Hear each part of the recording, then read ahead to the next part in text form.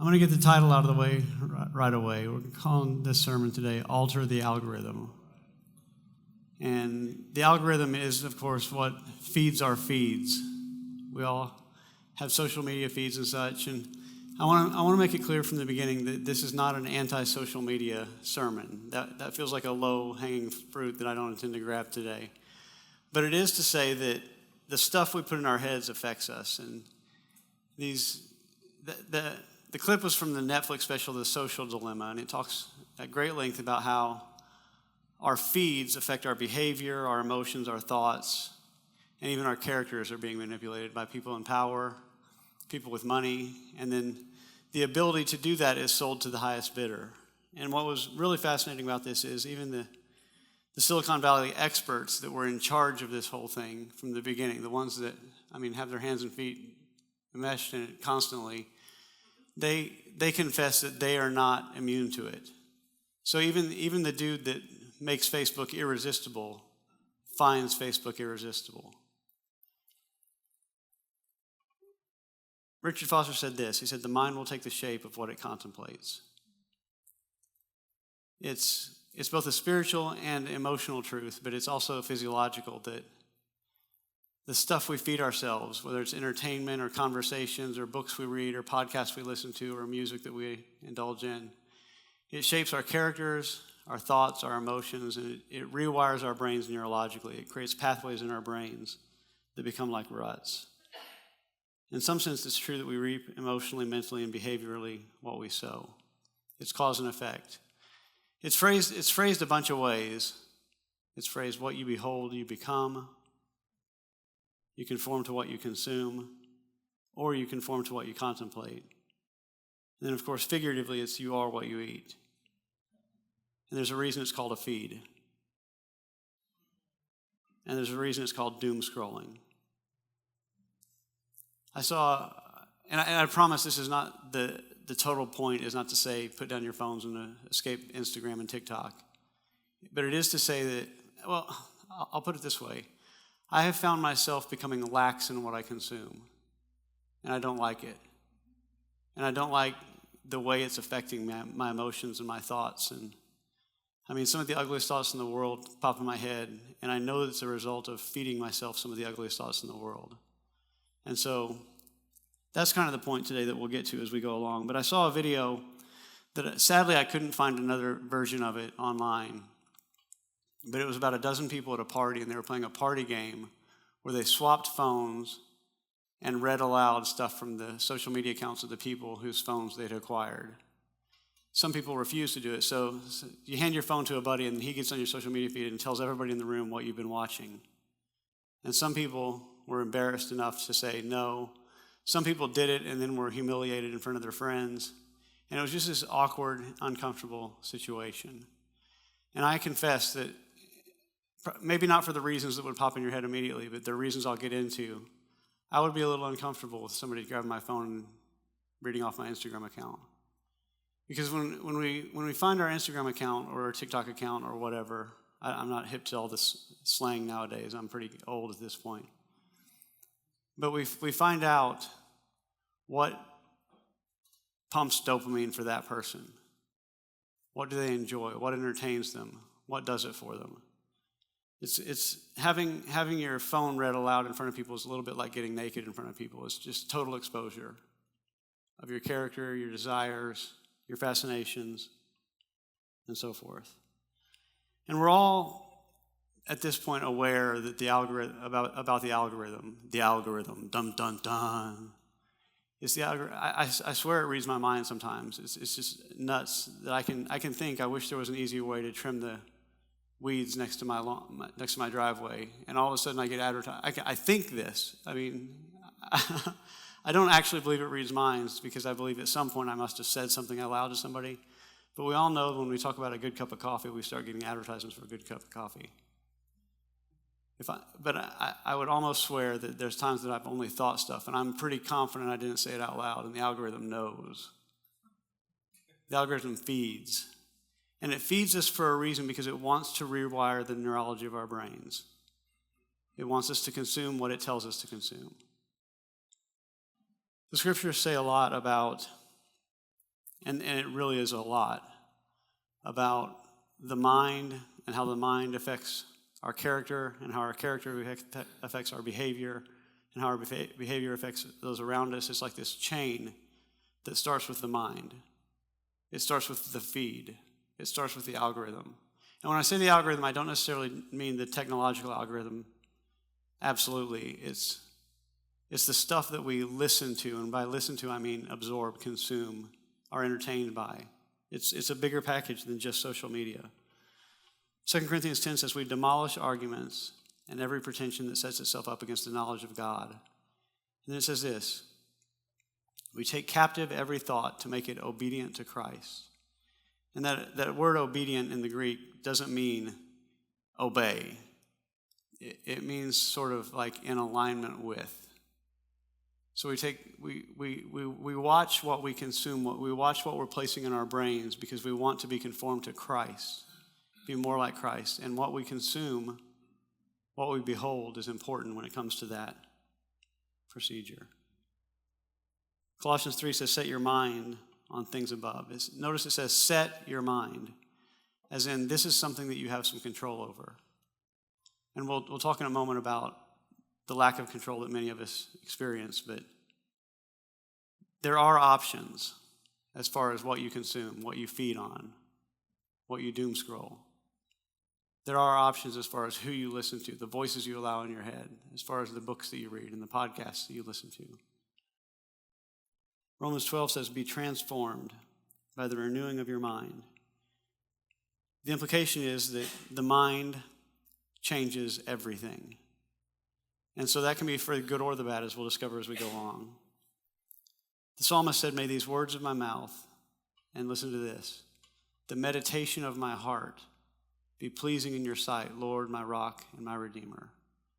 And again, this could sound like a person saying, I want you to be happy with me, so please let my mind be on the things that you want it to be on so that I will please you, so that you can be happy with me, so that I won't go to hell or be a bad person or whatever. And the word pleasing in the Hebrew doesn't quite mean that. It's more like, allow me to come in line with the way you would have my life be, because you're good and your thoughts about my life are good. And I want, when I thrive, when I flourish, God is happy about that. Is kind of what it means. But in some sense, the meditation of our heart ties into that conformity with Christ. So we want to alter the algorithm and curate our thoughts. What should we focus on? If you would, grab your mobile devices, ironically enough, or your paper Bibles that you have with you, and turn to Philippians 4:8.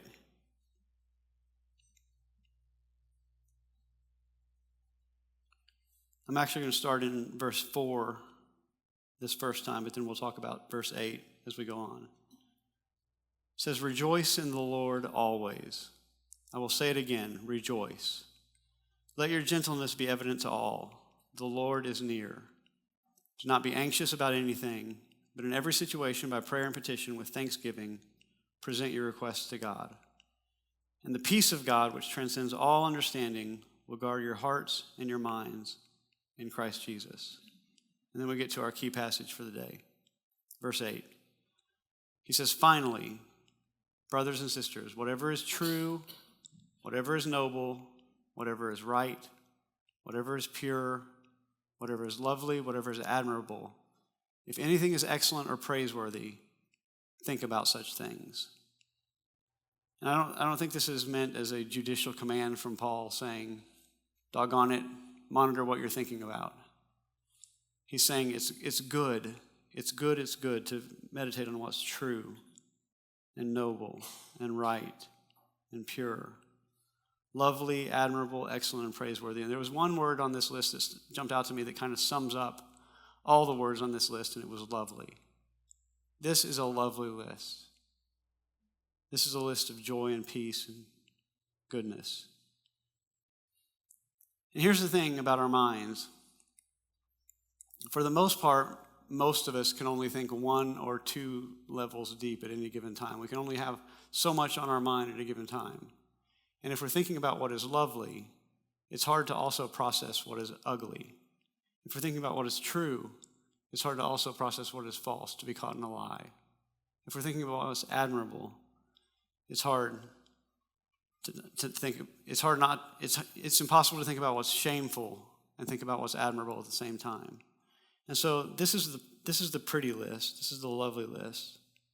And the Bible encourages setting our minds on this kind of stuff. And so if I have one piece of advice for the sermon today, it's think about this stuff. Think about lovely stuff, because you have a choice as to what you consume. You have a choice as to what you behold. There's a lot to be saying about why this is complicated, but this is the ugly list. What is false? What is ignoble? Wrong, impure, ugly, shameful, awful, contemptible. So the elevator pitch for this sermon is that contemplating what is lovely is in general, and I want to say that carefully, is in general healthier than contemplating what is ugly. There is a time and place. It's complicated because there's a time and place for evil to be at the forefront of your mind. There's a time and place to contemplate what is bad. There's a time and place to contemplate what is ugly. But in general, thinking about what is lovely, I guess the way to say it is there's wisdom in curating your thoughts. There's wisdom in processing and sifting and filtering what you take in most of the time. And if the abundance of what you think about is false or ignoble or wrong or ugly, odds are you're not thriving and flourishing the way God intended for you to thrive and flourish.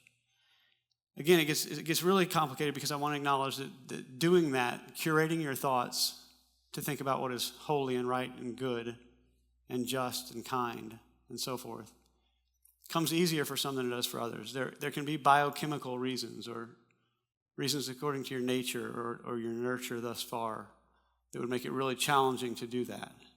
And I don't want to pretend that neurological pathways can't be in ruts. I don't want to pretend that anxiety and depression don't exist.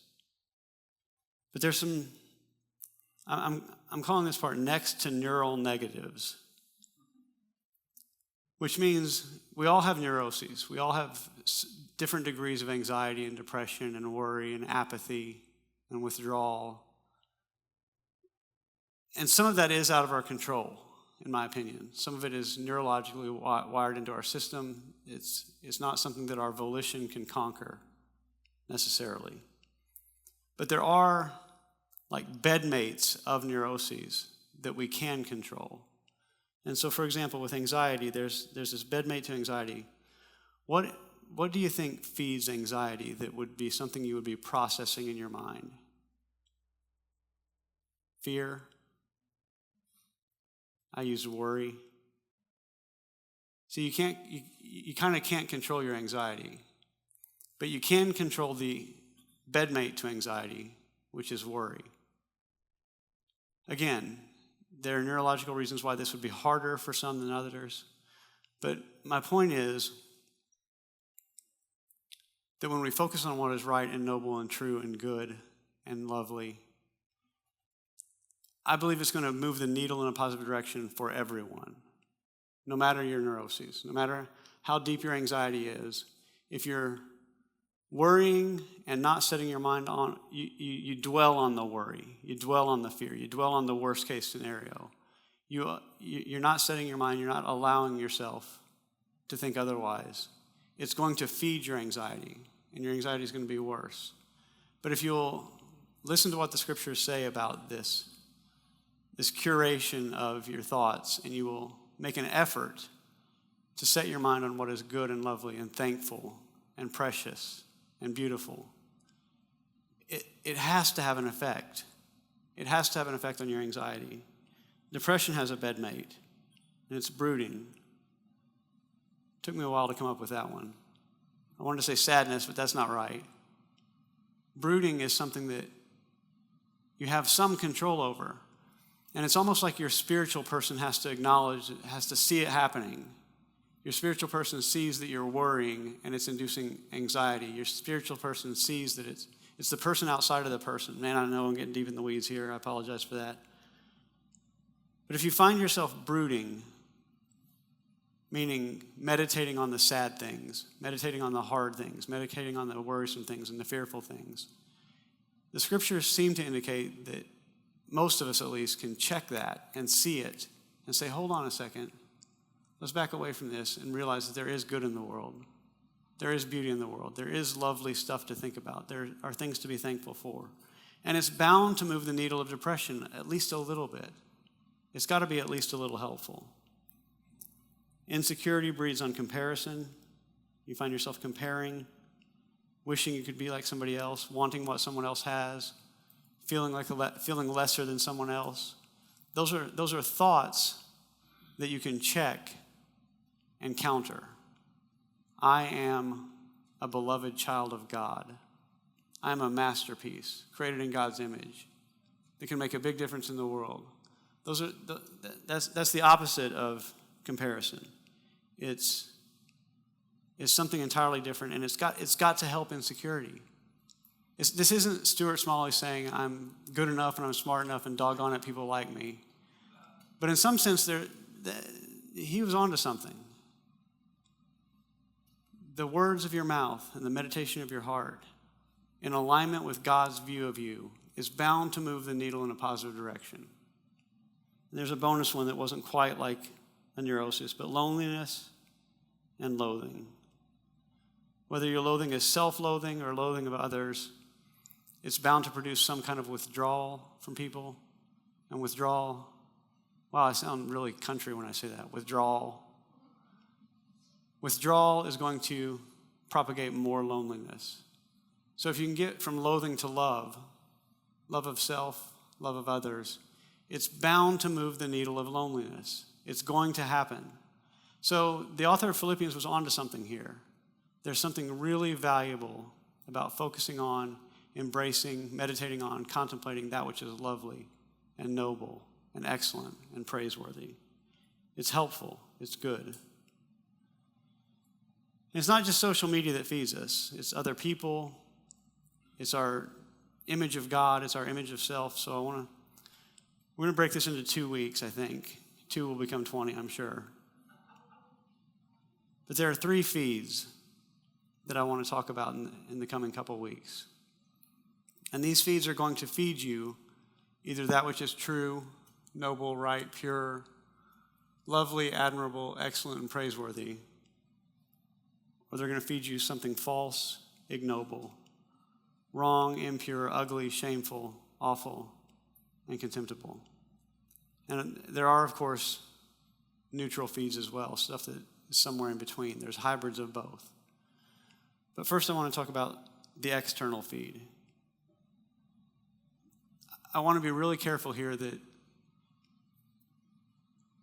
I had a conversation in my college years where I was worried about going to hell.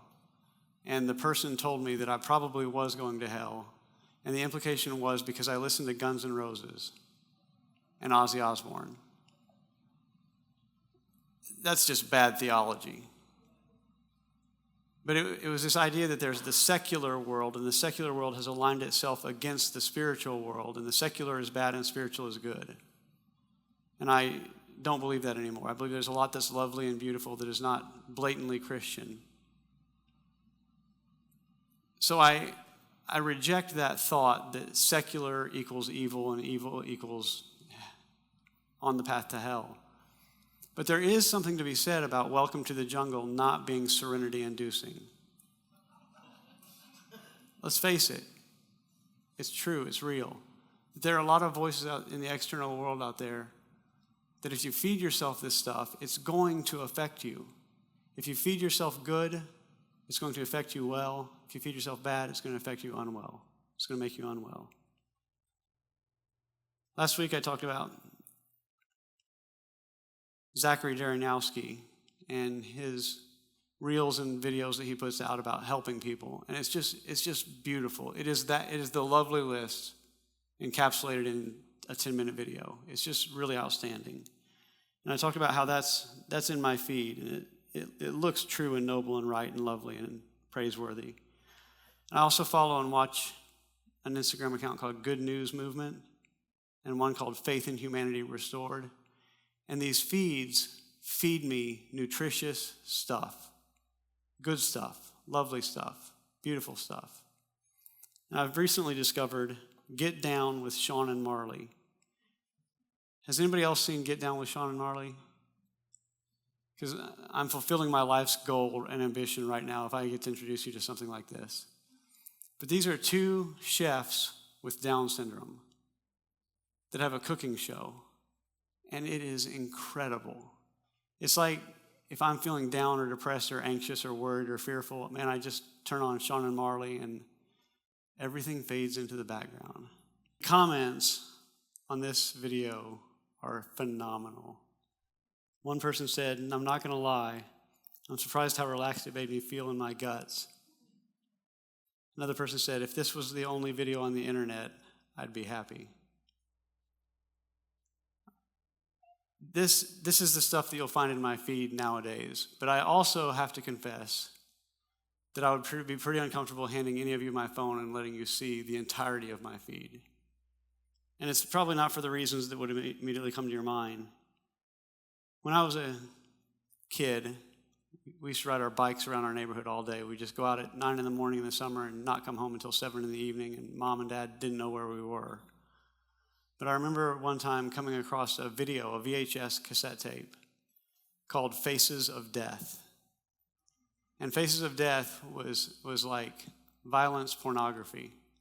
And we had this morbid curiosity about it, but it was a video of people dying, like literally dying on the cameras. Some were in car wrecks, some were in fires, just all kinds of situations. And I don't remember specifically watching it, but I remember waiting until our parents were gone to put that video in and play it. And it was some kind of dopamine hit, some kind of rush to see the violence. And the thing about Faces of Death is it's nothing compared to what you can easily conjure up nowadays with the click of a mouse. Nowadays, you'll see there's an account on Instagram called Thieves Getting Caught, and you'll see body cam footage of cops slamming people onto the ground, or street fights, or car wrecks that are brutal. All kinds of situations. Hitmen, you can watch their videos. And to me, I have this need for dopamine in my life at this point, and so maybe it feeds me more than it does you guys. But if I see it, if one of them comes across my feed, it's almost like I can't control clicking it. It's almost like driving by a car wreck where bodies are on the highway. You have to look. Now, I realize I'm confessing something really ugly up here, but I just want to make it clear that my feed isn't always pretty. And I'm preaching this sermon partially for myself because I need to start curating what I view, I need to start altering the algorithm better. Because I think we would say that people dying in wrecks and drive-by shootings and people being slammed into concrete and so forth fits mostly into this category as opposed to the lovely category. It's more allowing myself to see the ugly in the world than it is the lovely. And the scriptures, sometimes the scriptures can get in our faces, and this is one it doesn't pull any punches on. The psalmist says, I will not set before my eyes anything that is worthless. Turn my eyes from looking at worthless things. I had an office in college that was in a basement, and it had a sewage clean out on the wall. And at one point, the sewage was backed up in the house, and we had to open up that clean out and clean out the sewage and run a snake through it. And when we did, the clog became unblocked, and you can imagine what happened next. We had a bucket, and the bucket was not sufficient. Let's just say that. I still ask myself. But there was an inch or two of raw sewage on the floor of my office that took some work to get rid of. It took some good stuff, water and soap and wet dry vacs and so forth to clean it out. But at some point, and you can see the analogy, we allow filth into our lives, and we do it without a cap a lot of times. And I feel really uncomfortable because this sounds like a you must do better sermon. And it's not intended as that. It's intended to say nobody wants to live with raw sewage on their floor. Nobody wants sewage in their house, but we invite it. And we need to be careful. Psalmist says, one thing I ask is to gaze upon the beauty of the Lord. 1 Corinthians says, I have the right to do anything, but not everything is beneficial. I will not be mastered by anything.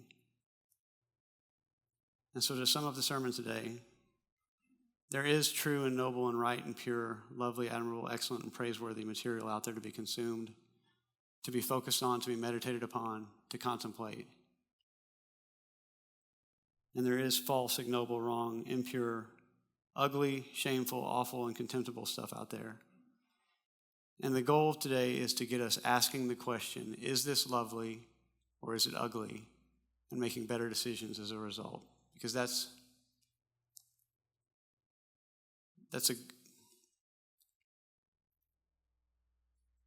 God wants us to thrive and experience fullness in life. And you can't do that with sewage on your floor.